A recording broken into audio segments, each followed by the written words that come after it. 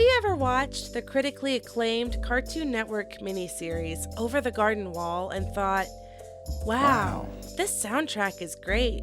I wish there was a know-it-all VTuber who could explain to me exactly why I'm right about all this. If so, then good news. I'm the answer to your very specific need and have come to spill the beans on why you are oh so clever, friendo. Konpanwa. I'm Pandora Arctos, your favorite panda in training, and your musical guide for today's video.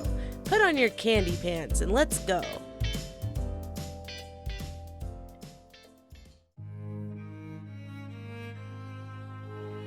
If there's one thing Over the Garden Wall's got, it's style.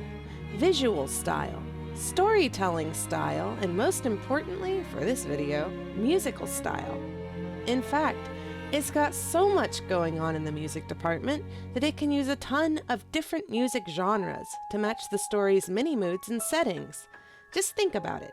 We've got the mysterious introduction at the start of episode 1, the cheerful slices of nostalgic Americana woven throughout, and its tormented romantic style for those most dramatic and emotional moments. Musically, this show has it all, or at least alludes to it.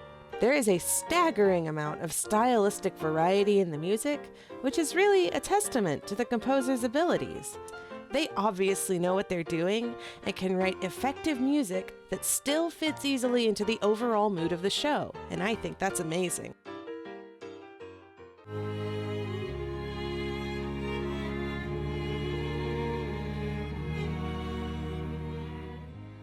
Let's talk about Into the Unknown, a mysterious ditty accompanied by an equally mysterious frog. This song is used to set the tone for the whole series. The storytelling and artistry of the intro is something I could go on and on about, so I'll keep it short for now. This introduction is almost ethereal in nature, much like the unknown it's referring to. It immediately makes us a bit apprehensive, while also piquing our curiosity. We're worried about what's to come, but we also really want to know what's going on. As the song progresses, accompanying mildly ominous visual vignettes that turn out to be very clear foreshadowing of stories and characters that we will encounter, it draws us in with its unanswered questions. It builds musical tension until we reach the midpoint of the song, where it suddenly relaxes into a major key and the lyrics turn much more hopeful. Really, the introduction encompasses the mood changes of the show itself. The writing often takes us from one mood extreme to another, and this song is a beautiful representation of that. I believe that there is even another layer to the symbolism in this song, so put on your conspiracy hats, everyone. Historically, different musical keys were associated with different emotions, themes, and characteristics. The meanings and associations morphed over time. They were tied in part to things like temperament and tuning, which also evolved as time passed, but composers could impart much deeper meaning important to their compositions through their choice of key. And most audience members were aware of the significance of these musical decisions. One of the most well-known and influential descriptions of the various keys and their associations was written by the German musician Christian Schubart. So let's have a look at our two keys in this song. The first section is in C sharp minor, the second is in D flat major, the parallel major. So what associations do these two keys carry? C sharp minor, penitential lamentation. Intimate conversation with God, the friend and helpmeet of life. Sighs of disappointed friendship and love lie in its radius. Have you met my friend Wirt? Though I am lost, my wounded heart resides back home, in pieces strewn about the graveyard of my lost love. All right, moving on. D flat major, a leering key, degenerating into grief and rapture. It cannot laugh, but it can smile. It cannot howl, but it can at least grimace through its crying. Consequently, only unusual characters and feelings can be brought out in this key. Oh, Let's not jump to any conclusions. The beast is upon me! I'm the highwayman. I want to steal.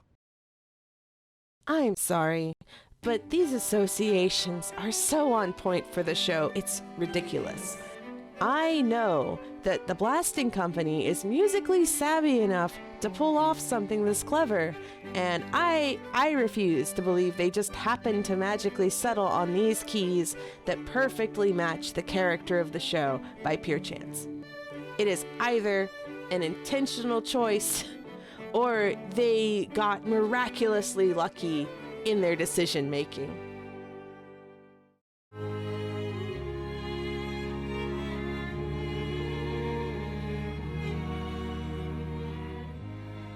My next point also focuses on music outside of the happenings within the show itself.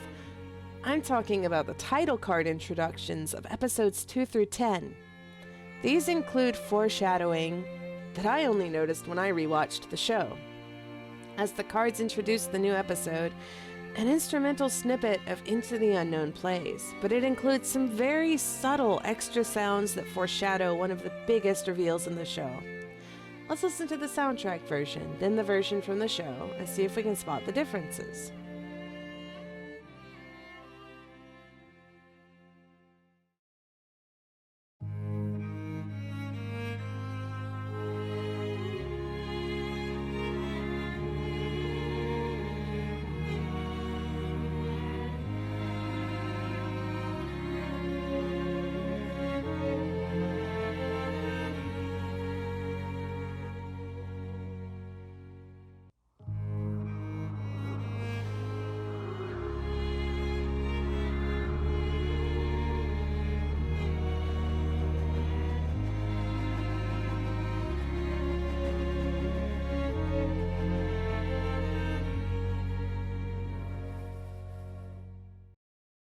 The first effect is the sound of air or steam releasing right before the melody starts. The second is a distinctive rhythm that swells and fades in the middle.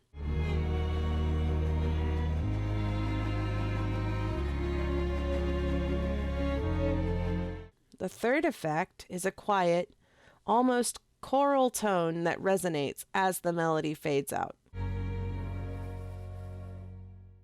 That's right, there's a train mixed into our music. As all you fans of Over the Garden Wall know, we get a gigantic reveal in episode 9. It turns out the boys aren't fairy tale denizens who got lost in their friendly neighborhood magic woods. They're children from contemporary America who've been transported to the unknown after a catastrophic run-in with a train. It just goes to show you stuff. While they're in the unknown, it seems like they've entered an almost dreamlike state, where they accept the ridiculous, fanciful situations they end up in, and don't seem to remember the brush with death they experienced before their time in the woods started. Young man, go to the dunce box. Oh, sure, okay. No. Sure. The only hint that ties them back to this event throughout the show is the sound of the train that blends so beautifully with the instruments in the title cards. That wraps up our first episode in this new series. Thank you so much for watching. I hope you learned something and had a few laughs along the way. And don't worry, we've barely scratched the surface of this topic, so I'll be back with the next episode before you know it. Make sure you like the video and subscribe to the channel so you get notified when the next one drops. This type of video is a brand new experience for me, so thanks in advance for being patient while I figure out the format and how not to sound like a robot. And if you liked what you saw, you can catch me live over on Twitch every week. The link is in the description, and I'd love to see you the next time I'm live. Bye-bye!